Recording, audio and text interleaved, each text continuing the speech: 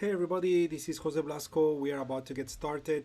Please, let's have a quick sound check, as we always do. I will turn on the video stream so I can say hi from the corner. How are you, everyone? Please, a quick message on the chat box would do that would tell me that you hear me, and therefore we are ready to get started.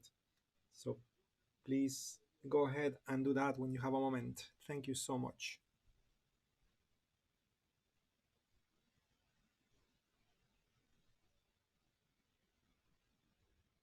Thank you so much, Fernando. Joanne, I see your message as well. How are you, Joanne? Everybody, good to see you. 20 plus seconds and we start, everybody.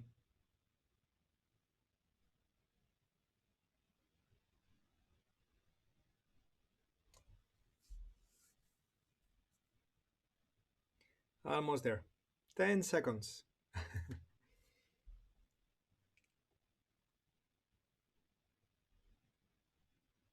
Very good. Perfect. Here we go. Countdown is 0. It's the top of the hour. Thank you so much for that, Joanne. It's good to hear that you are putting your time and your study into it. So much to learn. You're right. Anyway, welcome to the session, everybody. This is Options with Options, October 6, 2021. My name is Jose Blasco. Delighted to be your guide in the session. Of course, the name of the session says it all. We're going to be looking at options trading, looking at the markets real time, finding opportunities, the specific agenda, really. I'm going to show it in a moment. But before that, I would like to highlight the disclaimer on the upper left side of your screen, as always. So please read it carefully. This is important information. Clive, how are you? Good to see you. Joanne, trying. Well, I'm sure you are doing it. Agenda. So we'll look at the market, understand what's happening out there, trade review. So we'll look at the trades that we have running in the account at the moment. Oh, by the way, I'm just realizing I forgot to log in the right account in TOS. So I will do that in parallel. Then we look at trade management. Some of those trades may need to be managed, I believe so. And from there, we'll look into finding new trading opportunities. Remember, we are meeting every week on the Wednesdays and the Thursdays, as well as on the Sundays. We started last week with the Sundays, isn't it?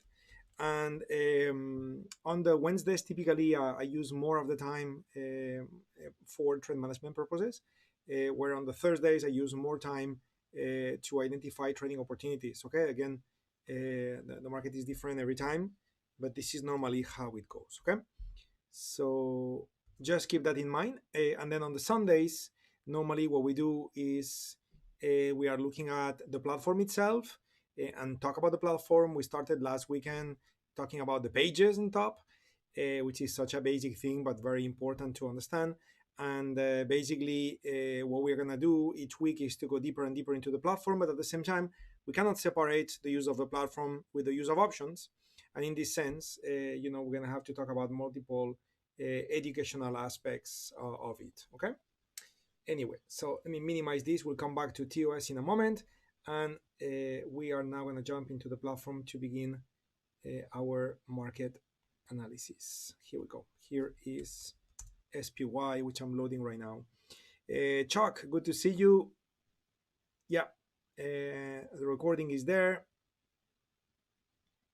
Yes, wonderful. Perfect, everybody. Very good. And by the way, so today is trading time, okay? But if you have any sort of question, please feel free to ask. And I'm delighted as well to use a few minutes in the session as well to talk about your top needs, okay? And because of course we are learning the platform, isn't it? Ahmed, good to see you, my friend. Very good. So let's begin with market analysis, okay? And the market analysis here, basically, it's kind of like a repeat of what we had in the prior cycle, where we had a cycle of a very extended down climate, where statistics would suggest that the normal thing was 2 days falling down. That was a very extended amount of days where the market was falling. And the same thing is happening now, where we have an extended climate which has been running for 6 days, 6 candles, where statistics are still suggesting 2 is a normal thing to happen. Beyond 2, it's not so normal. And also from an extension point of view, statistics suggest that 0.92 ATRs is a normal thing. We have reached in the prior candle up to 1.37. Currently 0.46, but we've reached this peak. Okay, right there was 1.37. So that market is moving too far, too fast, based on what statistics suggest. And therefore that is supposed to not to be sustainable, but we saw in the prior climate that it's sustained for much longer than expected, way longer than expected, and a little bit of the same thing seems to be happening right now. So this led me into looking at the weekly time frame and look at what's happening on the weekly time frame. So since the beginning of this week, we are now in a red climate on the weekly. Okay, so again, it's not, it doesn't look like it's going to be a very big deal, because again, in a weekly time frame, statistics also suggest maximum we're going to be in that type of climate for a couple of weeks. So this is week number 2. So again, we may still have to sustain that market to keep going lower, maybe for a few more days, and that's it. And then we should go back to blue based on those statistics, and go back to climates that look like that instead of climates that look like that, which are not expected based on those statistical analysis. Okay, we would be expecting more something like that, 2, 1, 3, but not so many reds. Okay, so again, in any case, the market is always unpredictable, right? We use statistics to put ourselves as precisely as possible on the right side of the market, but you never know. So we always need to manage risk, hedge, and everything else, and we're going to be discussing that as we plan the trades later on. Okay. Something I would like to highlight as well, okay, which this is something that is changing, is that in the prior week, okay, we saw the call volatility above the put volatility, and my message here was kind of like, okay, so well, this was not expected, but it's not too much of a big deal. But now we can see how implied volatility for the calls and the puts is equal. In other words, if we were to go to a scenario where the implied volatility for the puts, the gray line, goes above the blue line again, we may be back in a scenario like that, okay? Which is where all of this started. So we gotta keep an eye on this, because while statistically speaking, doesn't look like it's a big deal, well, actually, this may be the beginning of an intense sell-off in the market, based on this technical analysis I just commented on. Okay, when it comes to the options map, the options volume map, we can see more puts being traded than calls. Okay, and even though the market has been trading for not too long, we've already surpassed the average of put volume in the last 5 days with the amount of trading that took place today.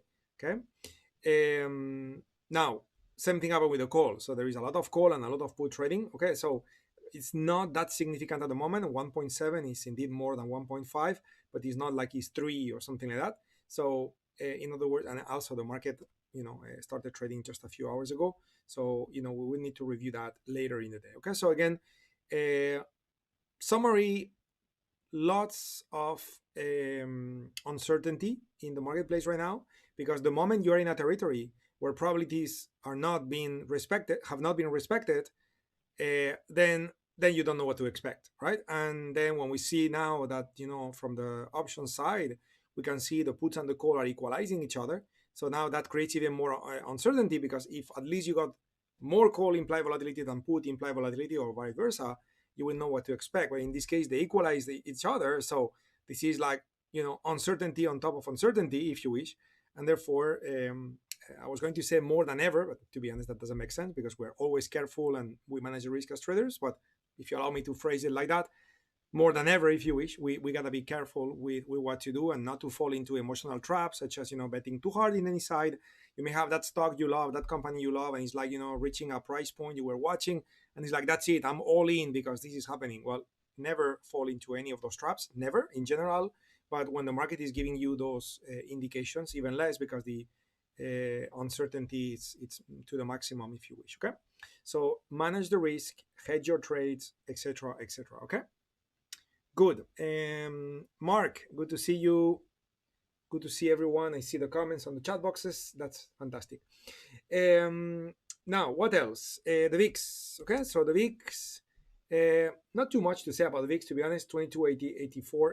It's been really boring since a week ago. It did really nothing.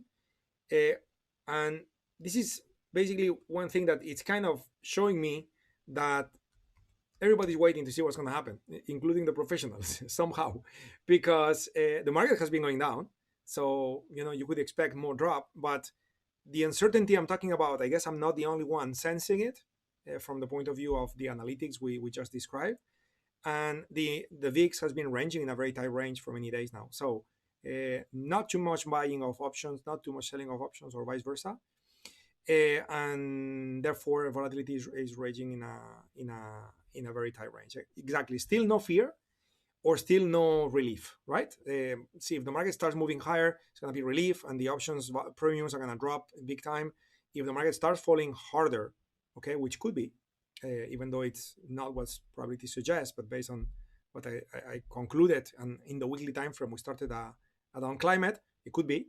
So then lots of fear will kick in, and then premiums will go higher. Okay, so what's the best type of trade to plan for today? Really, well, if you could get into one long and one short, that would be great, because that whatever happens, you're gonna be able to profit at least with one of those trades. And also, indeed, getting into some sort of non-directional trading would also make a lot of sense. Bottom line, it will really depend on what you have, what else you have in your portfolio, which I will discuss now as I review the trades that we have. Okay. So positions. Okay, we have a bunch of boring positions, to be honest, at this moment in time, because the positions that we have entered since some time ago were to the long side, and the market has not progressed to the upside. So in that sense, those positions have not done that well. So if you think about the Intel trade, it's been great to manage the trade, to be honest, because we locked in some profits. So that's good. Currently, this trade is making $3.5 per share with no risk.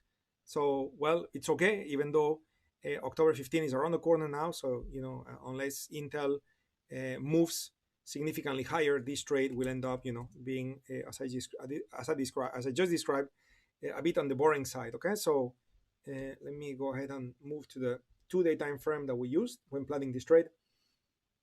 So here's where Intel is. Okay, and again, you can see this sideways trading. This is a 2-day time frame. Okay, so every candle is 2 days. Really, it went nowhere. Okay, Intel went absolutely nowhere, and in that sense, it's difficult to make money when you're directional and the stock doesn't move. Okay, so that's what's happening. Now, can we do something about this trade? So let's take a look. So if we look at a risk graph for this particular trade. So again, worst case, you'll break even. Okay, that's the good news. If Intel was to move higher, you could make up to $50 per contract. So again, it's looking difficult that from now until October 15 we get to 57. Okay, so can we do something to help the trade in any shape or form? Let's take a look. Okay, let's take a look. So here we are, remember we converted Intel to become an iron butterfly. And if you look at the call and the put, okay, those trades, if you look at the ask price for the put, it's currently trading at 365, but the call side is currently trading at 5 cents. Okay, so we sold it for 12. You could close it at 5 cents if you want and lock in a profit on the call. So then if Intel was to rally, you would make more. But of course, you will make more only if Intel was to rally significantly. Okay, with 57 feels far, from the current price. And when I say feels, you may be like, oh, that's quite subjective. Okay, so let's make it a bit more objective. So if we look at October 15, which is right here, okay, even if we look at the more extreme measurement, which is this one here with implied volatility, so it seemed that reaching 57 could happen based on the implied volatility built in the options. Okay, but if you look at it from a historical point of view, it's more into 55.5. The current price of Intel is 53.5. Sorry, not that one. 53.5 is about the same.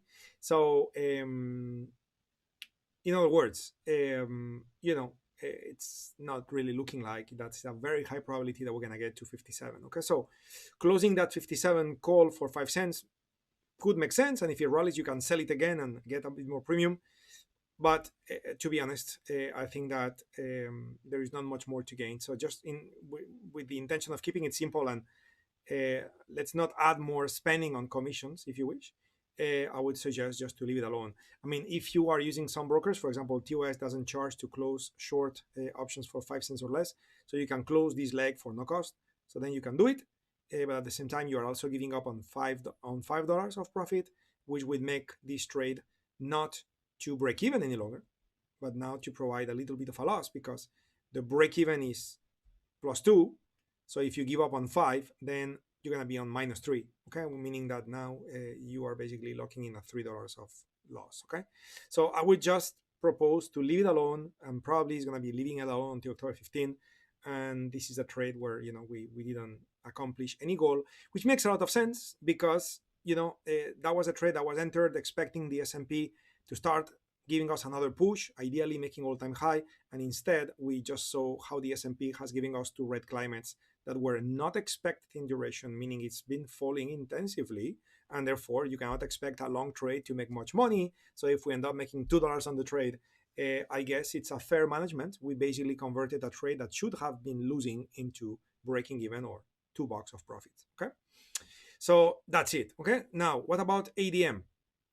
Okay, so if we look at ADM, and by the way, please feel free to interrupt me anytime if you have questions. Okay, if I went too fast or you have questions because you want to do something to this trade, you have it in your account, feel free to interrupt me and let me know what your questions are.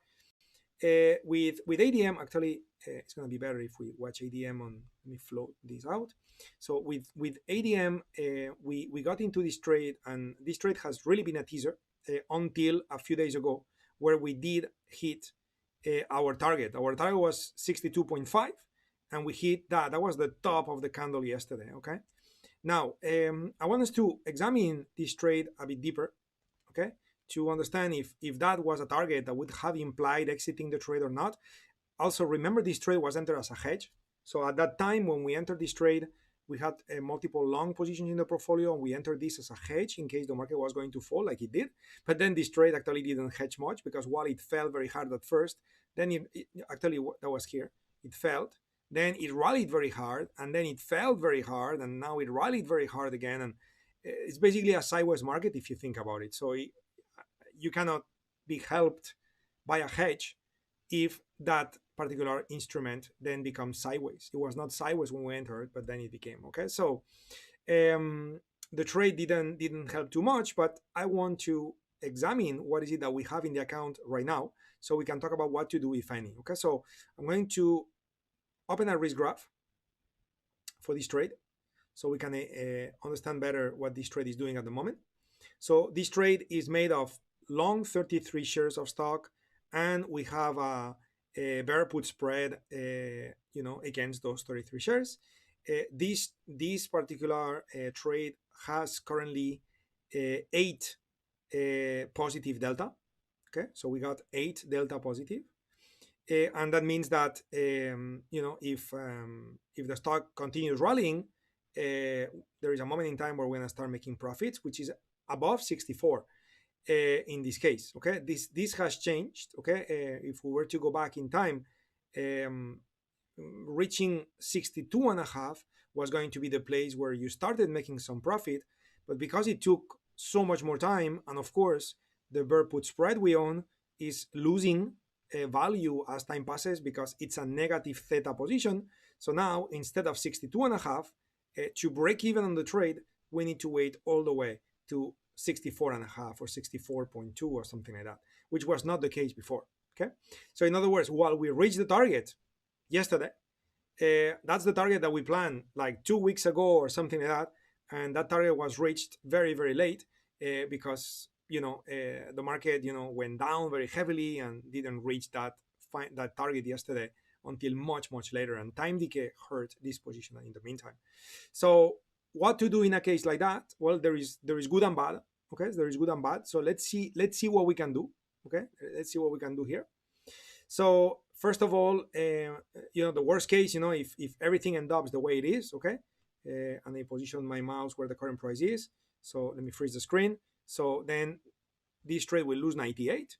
Okay, the cost of this trade was 150 or something like that. So still, even though we are losing time decay, the fact that we got 33 shares to hedge the hedge actually helped to reduce the $150 loss to be 98 maximum. Currently is minus 56. So it was a good action to do what we did. But is there anything we can do to help the trade a bit better? Okay, and we will know that if we observe here the values, and we can see that for the 55 put, which is the one we sold, this put has a current bid of 5 cents, a current ask of 10 cents. This put was sold at 35 cents. Okay, meaning that if we were to, I would set a rule, especially because some platforms like POS, they don't charge you commissions at 5 cents. So, I would set an order to close this put at 5 cents. That would lock in $30 of profit. And then if the stock was to fall, then you will start making money way faster. Okay, why? Because you will not have the 55 put slowing down the negative delta this trade would pick up.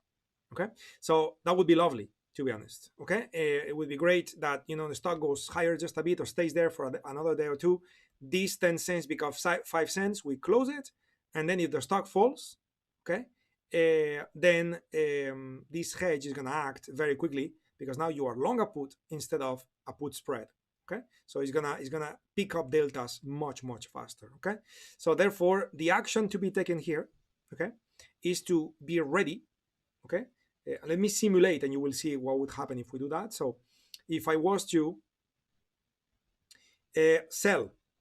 buy the 55 put we have, okay, using 0.05. Okay, so I am simulating that this 55 put is being closed at 5 cents. Okay, I'm simulating that by adding a leg. So if I click OK on that, okay, so this is the resulting position you have, where if the stock starts falling, okay, and gets to 58.3, okay, or below, you're gonna start making very significant results. The speed of delta is gonna increase big time, and we can simulate that for you to see it. Okay, so you can see how the delta, which is currently in the positive side, the moment it drops here, okay, the moment it drops here, I just deactivated it, sorry for that. Here we go, that's what I wanted to do. So notice how your delta is here is 0.08. Okay, so if we go down a bit, somewhere here, we are now getting into negative deltas, as you can see. You see that? So now, for example, if the stock drops to 59.89, we are now enjoying a negative 17 delta. Okay, and 59.89 is not too far from where we are. Okay, so again, if I was not to close that 55 put, okay, so if I just leave it the way it is and the stock starts falling, so notice how the delta also becomes negative. But if I go to 59.9, somewhere there, something like that, so notice how the delta it's less negative. Okay, and now starts flattening, and now the delta starts picking up positivity. Okay, where if again one more time I add the buy to close the 55 put at 5 cents and I click OK, so you will see how the delta line just keeps going down. Sorry, that was not well drawn. The delta line keeps going down. There is no going back up, like if you keep the 55 put. Okay, so in other words, the action to be taken now, given the fact that basically time decay has done its bad for us, okay, and the 55 put has been helping us all the way to almost 5 cents. So we are going to be now ready to go ahead and place an order using ADM, using the 55 put, which we are short, and we're going to enter an order to close this 55 put at 5 cents. We're going to make it good till cancel, and we're going to leave it alone. Okay, and this may get filled later in the day, tomorrow, something like that. Okay, the day after. So So that way, you are out of this put, collected all the premium given to you minus 5 cents. So you have offset the time decay as much as possible thanks to this 55 put. And now from there, if the stock falls, that ADM trade will hedge much more powerfully.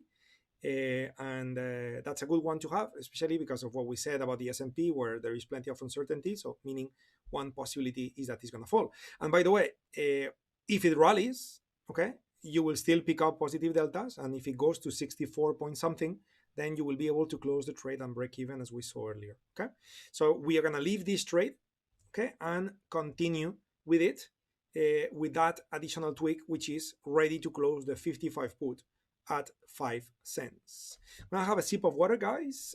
Please let me know if it's all good. Give me some feedback. You've been quiet for a while now, and I know you are probably focused and concentrated, maybe making notes. But even if it's just to say I'm good, I'm okay, it's all good, please go ahead and let me know. Okay. And I know, by the way, some of you have questions about the platform as well.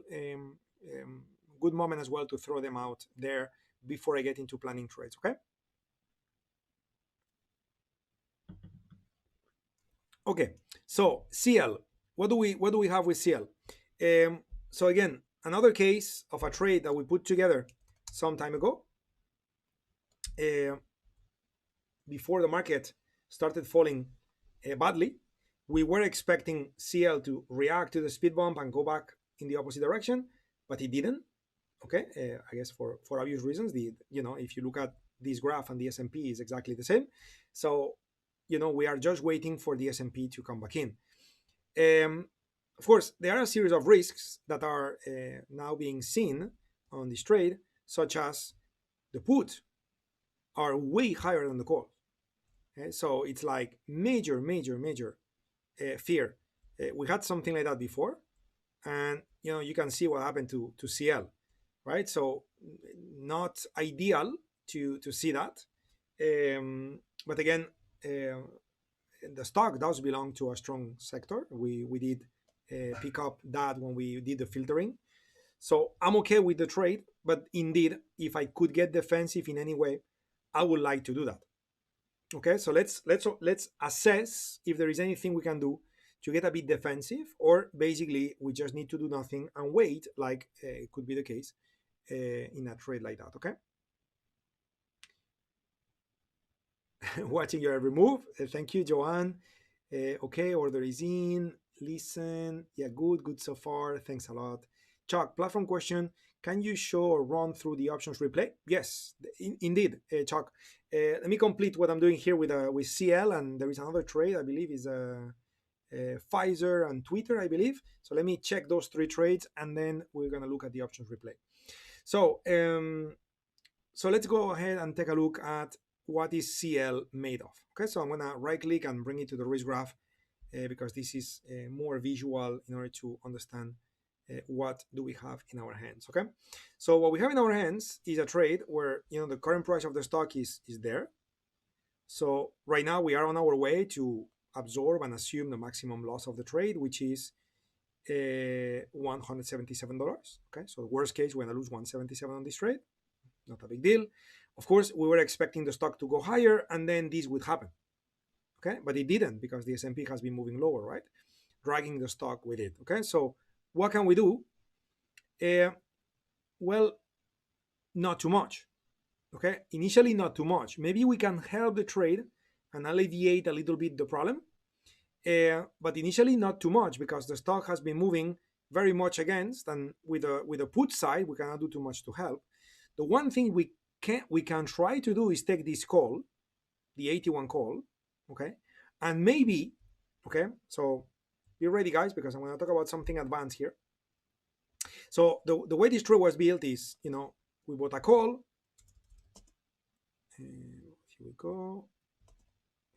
So we bought a call, and in order to buy this call, what we did is that we sold 2 puts and we bought 2 puts. Okay, that's what we did. So we did 2 bull put spreads, accumulated some premium, and used that to buy a call.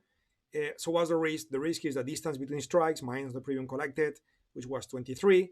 So 200 minus 23, it's a risk of 177. Okay. So on the put side, we cannot do too much because we've done already the selling of the premium. The time decay is taking place, even though because we are in the money, it's not really helping. But the time decay is indeed taking place. So we cannot do too much with the put side to help the trade, given the fact this moves so much against us. But can we do something with the call side? Okay, well, we can try. Okay, it's not a guarantee that we're going to be able to help it a lot. But if I was to go ahead now and sell 2 calls, and I was to go ahead and buy 1 call, I would basically be converting my long call into a long butterfly. If the calls I sell are close enough, they will create credit. If this call is a bit further, it will cost very little, and therefore I'm gonna be able to add some credit, okay, and help the risk of the trade to be diminished. Okay, so in other words, I'm gonna be exploring what happens if I sell a call and I buy a call on top of what I already have. Okay, now what I already have is the 81 call. So before anything, I want to go to the chart and take a look at where 81 is. So 81 is here. The target we were shooting for is 83. Okay, 83. So maybe a good idea would be to look at either 82 or 83. Let's see what's available on the option chain. So I'm going to edit the spread, and I'm going to be looking at what if I add 2 more legs. Okay, 2 more legs, where one, I'm going to sell 2 of the 83 call, and the one above, I'm going to buy the 85.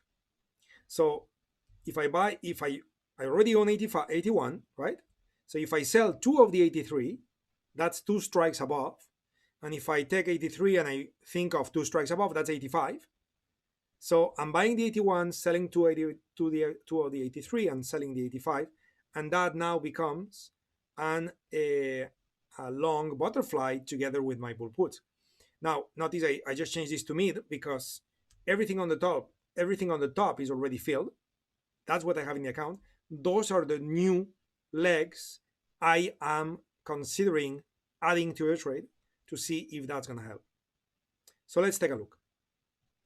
And it's not going to help. Okay, the stock went so low, and also we are using a weekly expiration date where there is 15 cents of ask price, but there is no bidding price. Okay, therefore you would get nothing for doing that, and therefore nothing changes. Okay, nothing changes. Now you can see how the risk profile does change.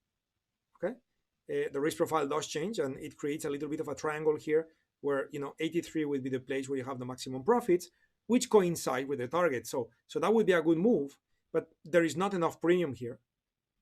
Okay, really not enough premium at all. Okay, even the 81 only has 15 cents. So yeah, it seems the market has no interest in those strikes, and therefore there is no bid, and market makers are not bidding anything for it. So you cannot sell that. Okay, so we cannot do anything to help the trade. Okay, if we were to use a little bit of a longer expiration date, then yes, probably there would be some premium, and we can do that, and maybe you can add another 40, 50 cents, whatever, of premium, and then basically you are lowering the risk of the trade by that amount. But we cannot do it, as I just said, and because there is no bid on those particular strikes. Okay, so we're gonna leave CL alone, and we'll be just waiting for the S&P to turn if that was to happen. Pfizer is kind of copy paste. Okay, and on top of that, those companies belong to the same industry, isn't it? So that was the speed bump that we were using the other day to enter the trade. Also, there was a UFO below, if you recall. It's not there anymore. Orders got filled. So again, not looking good. Okay, not looking good. That stock is $41. Okay, the other stock was 80 something or 74. So again, the only move we can do on Pfizer, it's a similar action to what I just explained with Colgate-Palmolive. Okay, because it's the same trade. Okay, so we have 2 bull put spreads, right? And against those 2 bull put spreads, we are long a call. Okay. Now, in this case, it seems that there is bid and ask. Okay. We are using November 19. That's why there is a little bit of a longer expiration date. So let's see if we can help a little bit here for this trade. This trade has, before we help it, let's understand what we've got. So this trade is a trade that was done at no cost, and therefore the distance between strikes is $1. We got 2 bull put spreads, so it's a risk of 200. Okay. And again, if the stock goes higher, so now we're in business. That's what we're expecting, or that's what needs to happen for us to be in business. So far, we are where the vertical line is, and therefore we are in the area where if we do nothing, we're gonna just get the maximum loss, which is 200. Again, not a big deal, but at the same time, let's see if we can improve it. So what was the target for this trade? Well, 48 would make a lot of sense as a target. So we currently have the 47 call. So I would like to assess what if I add 2 legs, where one is going to be selling the 48 and the next one is going to be buying the 49. Okay, and of course those two would come at the midpoint, okay, meaning the real-time price, because the 3 on top, just like the case before, those are real prices that we got when we got filled. So that we cannot change because it's already in the account. Now, if we sell 2 of the 48 and we buy 1 of the 49, that is new premium that will come in. So let's assess this trade, okay? The premium that would come in would be 12 times 2 plus 10, or minus 10, I should say, times 1. So that would now add 15 cents. And therefore, now the risk of the trade, instead of 200, would diminish to be 184, okay? The maximum profit of the trade now would be capped at 100. That's the most you will make now. And that would be that triangular shape, okay?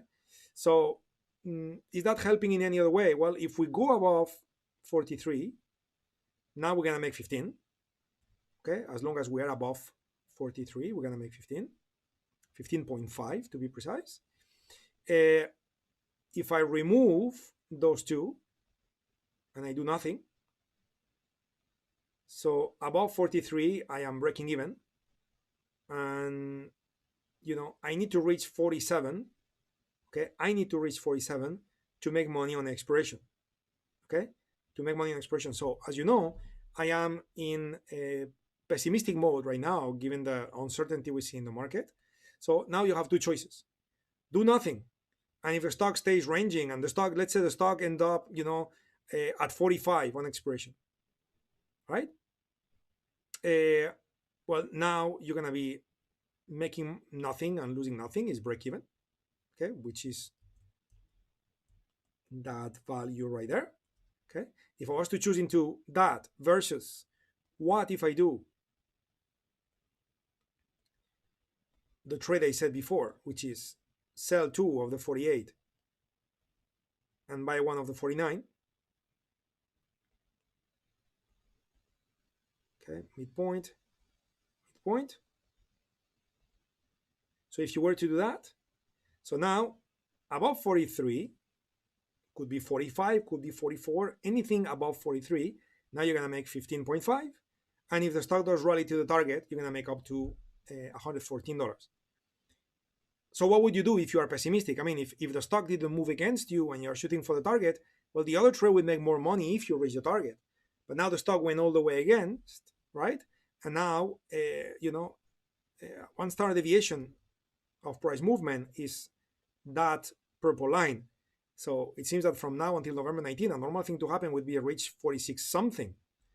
Different stories to reach 48, which is the target. Okay, the target would be 48.24.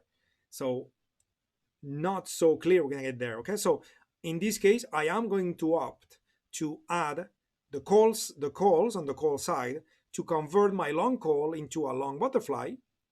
Okay, where now I am lowering my risk, dropping it down from 200 to 184.5. And if the stock goes back up to 43 or above, at least I am guaranteeing myself some profit. And if the stock does rally intensively, then I can make more. Okay, but it's less likely this is going to happen now, given the fact that the S&P has pushed that stock much lower from the day when we entered. That the stock was trading around 44. The stock is now trading at 41.78. So it's a pretty intense drop. Okay, so we're gonna do that. Okay, we're gonna go ahead and look at Pfizer, PFE, Let me float this window so we make no mistakes with the trade. Okay, so we are looking at Pfizer November 19. Okay, so Pfizer November 19. And what we're gonna do here on the call side, we need to use 3 units. So I'm just gonna go ahead and select, actually I'm gonna select a vertical because it's 3 units, but 2 are the same strike. So I'm gonna take this vertical and then I'm just gonna customize it. And then I'm gonna do buy 1, sell 2. It's gonna be November expiration and it's gonna be 48 and 49. Okay, 48 and 49, that's supposed to bring in 15 cents of credit. Let me bring my floated risk graph to confirm this is what I need to do. Yeah, so sell 2 of the 48, buy 1 of the 49 using November 19, buy 1 of the 49 and sell 2 of the 48. Correct, this is what I need to do. Okay, so I'm gonna go with it. I'm just gonna place the order to confirm. Okay, and we are now changing the risk profile of this trade, which is, if I use the word hedge, is not right, but it's a form of a hedge, if you wish.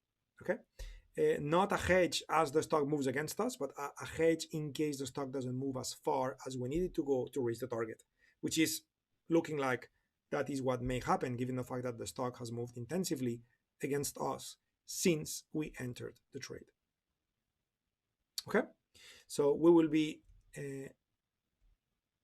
entering this trade, and I'm just gonna copy this position so I can put it in my position window so we can continue tracking and learning for this tweak on Pfizer. I just need to get my field prices here, 15.5. Should be able to get this. Okay, let me replace the order with a little less. Just don't do this, okay, guys? You guys be patient. I'm just gonna go 2 cents less just to see if I can get filled. So the trade, that's it. So I got 14. Okay, great, good enough. So that way I can update those values. So I got 12 and 10. Okay, so 12 and 10. Oh, I already got 12 and 10. Okay, 12, 0. And 10. Here we go. Okay, 12 and 10. That's it. Okay, so this is the trade. And now we'll see how this trade evolves. Cool. Okay, so what else? We got one more left, which is a Twitter Iron Condor. Okay, Twitter Iron Condor. This trade, it's basically kind of breaking even at the moment. So let's see, let's try to understand what is it. This is a long-term Iron Condor all the way to October 29. Well, if I say long-term, it's too much, but it's kind of like mid-term. In other words, the time decay at first is quite slow, and this may be the reason. So let's take a look at Twitter.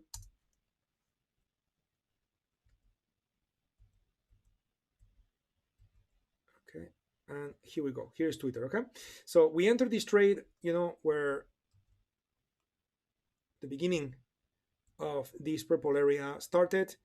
Expiration date is on October 29, which is right there.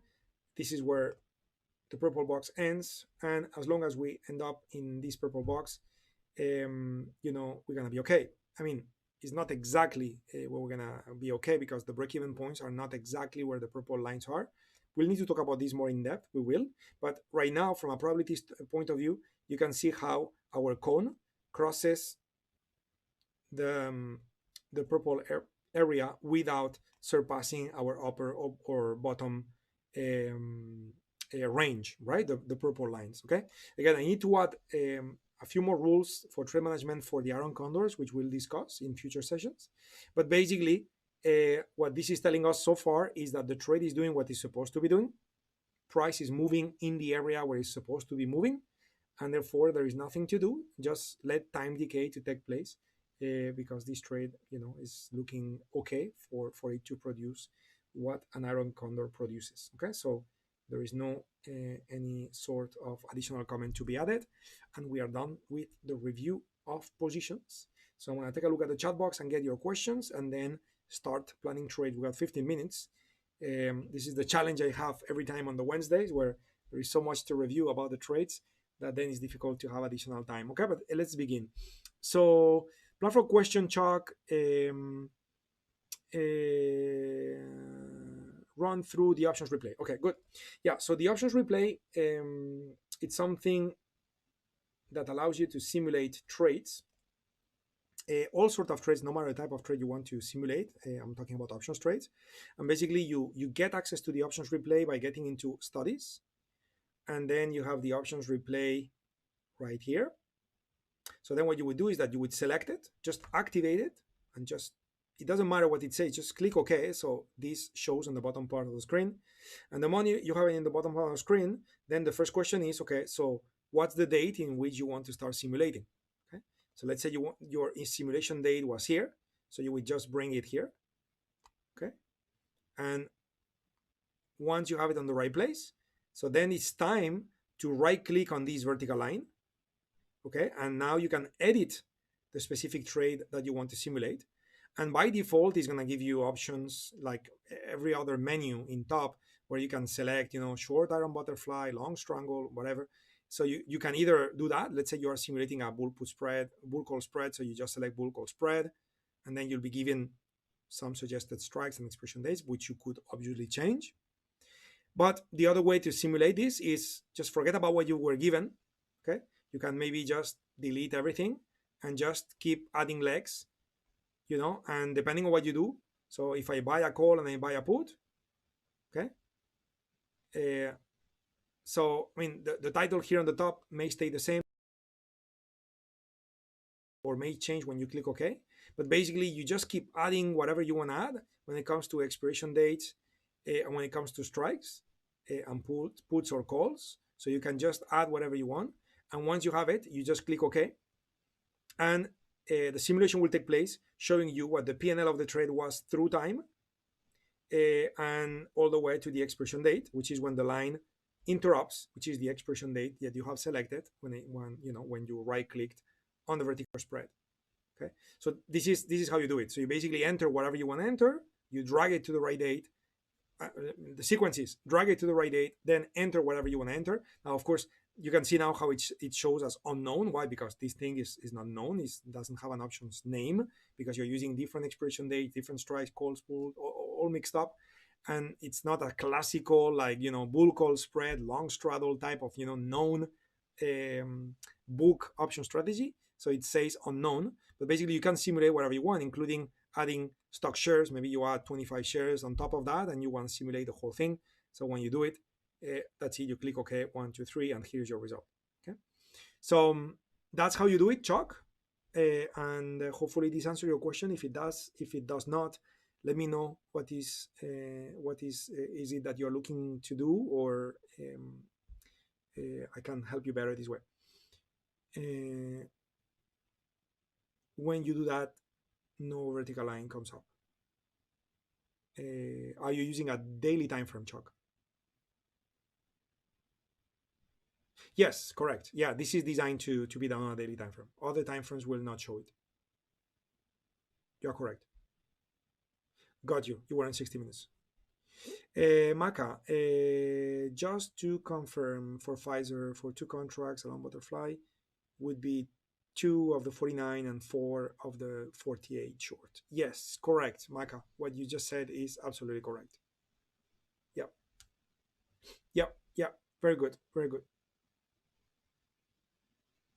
Yep, this is looking good. And by the way, talking about the Pfizer trade, okay, you got filled at 16, Joe. Well done. Good job, my friend. With the Pfizer trade, you will see that if the market comes back up, because if the market doesn't come back, that's it. We've done the most we could, right? And I mean, we could, go a bit deeper. We'll talk about this next week with shares and use hard deltas, and we'll talk about it. But basically, with the stuff we have done today, we've done a lot to help the trade, which is not a lot from a premium point of view, but it's the most we can. So that's why I said a lot. But now, if the market comes back up and Pfizer starts moving higher, so then what's going to happen is that other actions will need to be taken, such as closing the bull put spread, Now, because we got more premium from the call side, we can close the bull put spread sooner, removing the risk. So now we are left with a trade that will profit less, but has no risk anymore, right? And then as time passes, those two calls you just sold, the 49, the 48 calls, will decay. So then at some point we can close them and then reopen profitability on the trade. And if the stock has moved, then we can convert that into a regular, as we did before, a regular vertical spread, like a bull call spread, if you wish. So again, multiple things could be done, but trade management is doing multiple things one step at a time. Okay, so today what we've done is that one step. Okay.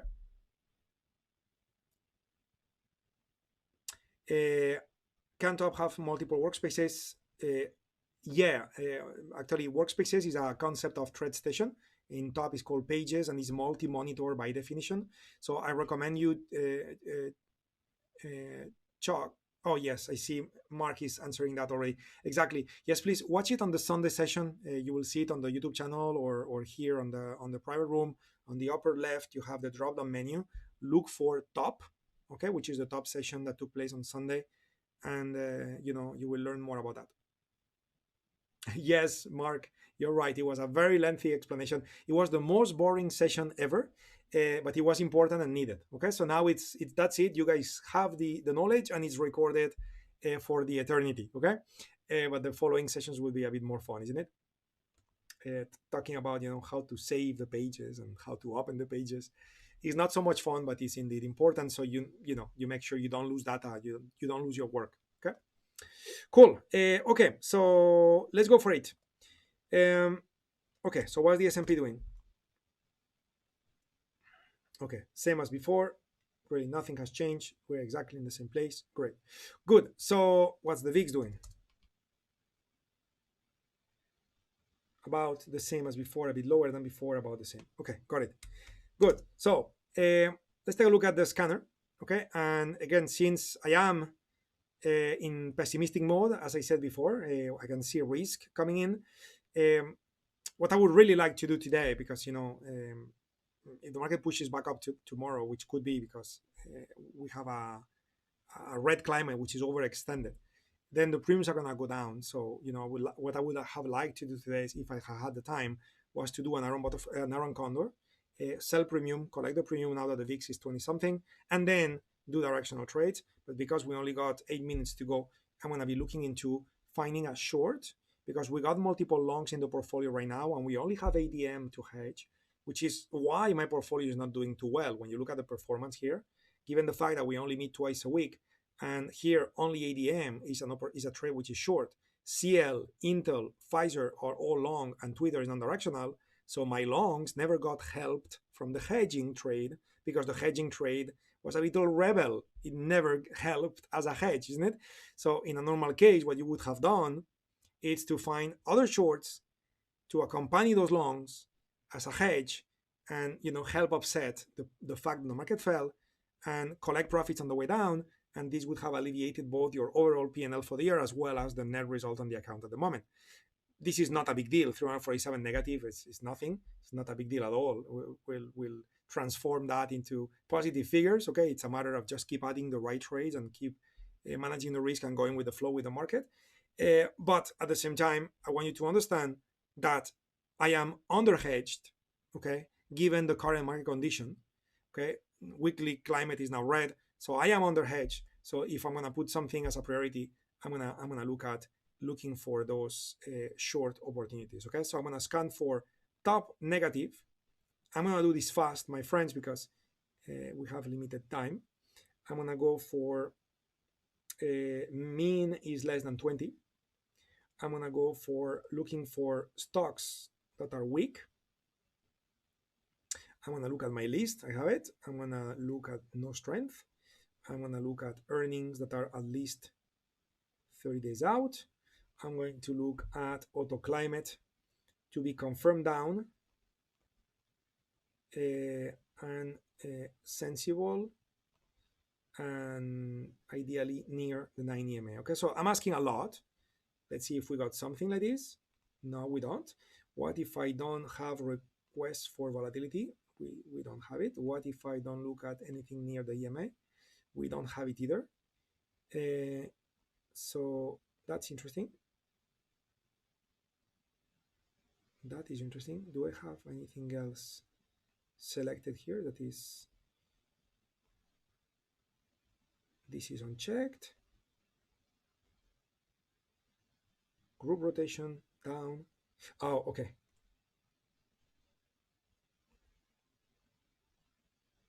Okay. Yeah. So nothing is showing up. So I'm gonna have to work with a medium term, okay, and see that. I believe this will bring some trades. It doesn't. Why is that? Do I have something not under control here? So what if I undo auto climate? What's happening? Okay. So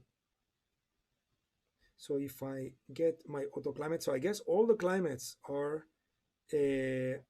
not on the sensible arena. Exactly. So if I look for sensible climates, I got nothing. So most of the stocks happen to be overextended. So if I go for hopeful climates, now I got them. Okay. So in other words, problem: the stocks I would use to short are overextended. Okay. So I'm not going to be betting on them on the daily time frame. So let's take a look at confirmed down climates, sensible, near to an EMA. And I don't have anything either. What about if it's not near to the EMA? Okay, now I have a few. Okay, so at least I know those stocks, not only they belong to a down, a weak sector, the climate in the weekly time frame is also down. Okay, now because I'm looking at the weekly time frame, I would rather use the long-term strength instead of the midterm, right? And in that sense, now I end up with those. Okay, good. So I got 3 potential candidates. So let's go ahead and take a look at Landmark Corporation. Okay, by the way, I forgot to add cheap options. Okay, so KBH is the one. So let's take a look. So KBH 6 out of 3, but on the weekly time frame is 2 out of 4. So that stock could keep falling for another 2 weeks. If we look at this, the problem of this is that it's far from the EMA, so I cannot rely on the EMA. So for me to enter a trade on that stock as a hedge, I need to use the 8-minute time frame. Okay, and the way to enter this trade will be to either wait for an Elliott wave signal like we had. So actually we could enter right now, or if you want to be a bit more prudent and looking for a bit more evidence, if that pivot low gets broken, then it would be time to come in. Okay, but again, we have the Elliott wave turning point. Okay, and therefore that's going to be good enough for me to enter this trade. Okay, so let's plan on it. If we are going to be entering this trade, where would the target be? So the target would be, if we surpass this low, where are we going? So we're going to 36.20. So 36.20, that would be our target. Okay, this is currently 38.69. So 36.20, how long is it going to take to get there? 36.20, that is, oh, that's not correct. KBH. 36.20, and I'm not looking at the chat box right now because I'm rushing a little bit, but I'm going to check the chat box in just a moment. So the expected date would be November 6th. Okay, so November 6th is the expected date. Earnings are happening here on January, and this expiration date is November 19th. So we can certainly use this expiration date, but it would certainly be better to use the one after earnings. The problem is that it's so much further away that is probably going to make the trade much more expensive. So let me quickly take a look at the option chain for KBH. If we look at November and January, those are the ones I have. So 330, you know what? Yeah, it's pretty okay. Liquidity is okay, 320, 340, 161. Yeah, it's pretty okay. Both are pretty okay. Yeah, implied volatility is a bit lesser on the one on November, 33 versus 35. So that will basically help me decide we're gonna go with November, because again, if I had multiple weekly expiration dates, that would be a different story. But given the fact that earnings are so far out and we are hedging, okay, so we want to be in this trade just for a push down and then out. So I'm just gonna go for November. Okay, so we're gonna go for November. We are looking at KBH. We are gonna be building a bear put spread. We are gonna be looking at 36.20 as the target. We're going to be looking at November 6 as the target date, November 19 as the expiration date, and minimum 1, good. Maximum, let's go for 15. Minimum, I'm going to make it 5 or something like that. Maybe 3. So 3 to 15, and then what I'm going to do is load my filters. We just reached the top of the hour, guys, so bear with me. I'm trying to do this quick. We're loading a bear put spread template to filter all those various option spreads we're about to build. I just built 99, and now we're going to sort them, okay, to see if any of those work or doesn't. Right now, all of them fell, and I would be interesting to know why. I would be very interested to know why. Okay, now one passes, which is the 33.39. So buy the 39, sell the 33. That would produce a delta of 37 with a positive gamma. Yeah, so now let's take a look at the P&Ls on the target date. So we would make 117 if we reach the target on time. If we reach the target on expiration date, we will make 110, meaning that the time decay would only hurt by $7.58. So that's pretty well optimized. And it happens to be the only one that passes. Okay, this is the only one that passes. Everything else doesn't pass. Okay, so great. Let's go for it. Okay, we're gonna add this trade to the account. Let's go ahead and risk graph it. Risk graph it. I'm gonna float this, and I know I'm doing this quick, guys. Also remember, this is a trade to be entered now because we have the Elliott wave indication, and this is a hedge. Okay, this is a hedging opportunity. So this trade is a trade that is gonna cost 172 as we enter it now. So the most you can lose with it is 172. Okay, that's what this trade is gonna cost us. And I'm gonna bring in TOS. Again, I'm gonna look at the chat box in just a moment. Just rushing this trade a bit so we don't miss it, as well as for the ones of you that have to go. So hopefully I can do this on time. Okay, so let me bring this here. So we said this trade would be made of using November 19 expiration, which is the expiration I'm using, buying, oh, actually I did it backwards.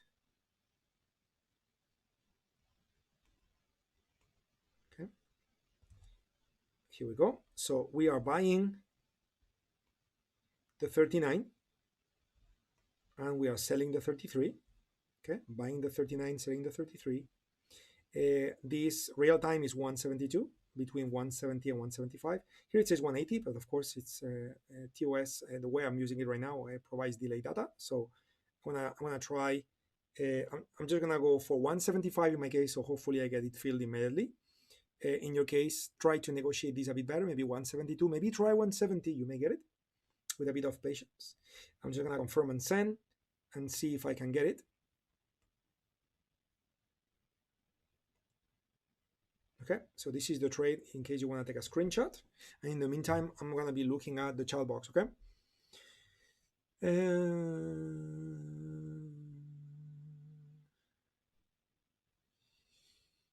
You came in. Okay, got you. Chuck, how about searching for near the bottom of a Bollinger Band? Okay, so that's a great question, Chuck. we're gonna have to talk about it in a different session, if you don't mind, because we already surpassed the time. But for sure, let's talk about it. I mean, if you could join us tomorrow, we can talk about it tomorrow. Good. So, guys, as you have seen me do before, I'm just gonna rush the fill of this trade so we have it in, because I need it in so I can manage it for you guys, so you guys can learn how to manage it. But please don't do what I'm about to do. Okay, I'm just gonna increase the price, so hopefully I get filled. But please do not do that. Be patient. Negotiate your prices in a proper way. Look, I got filled at 180. Okay, so you guys should be able to get better than that. Oh, got you, Chuck. Got you. Sorry, I just read you, my friend. So 210 and 30 cents. That's what we got. So I'm going back to my risk graph. So we got field, field. We got 210 and 30 cents. Okay, so that's 180 right there. And now I'm just gonna right click and copy. And I'm gonna bring this to top, to my positions panel, all the way in the bottom here. Well, actually, maybe I'll put it on top of Twitter because Twitter is non-directional. So I'll put it right here.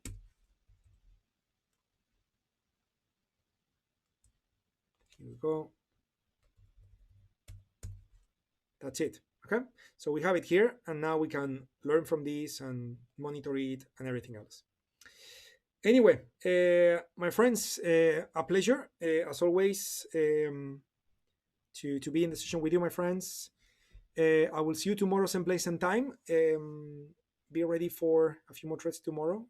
We've done a lot of the analysis of the current trades and the trade management. I don't expect tomorrow to do much more with that. So hopefully we can find much more time for trades. And if you have questions, just like some of you had today, bring them here. Okay, for sure. We'll do the top sessions on the Sundays.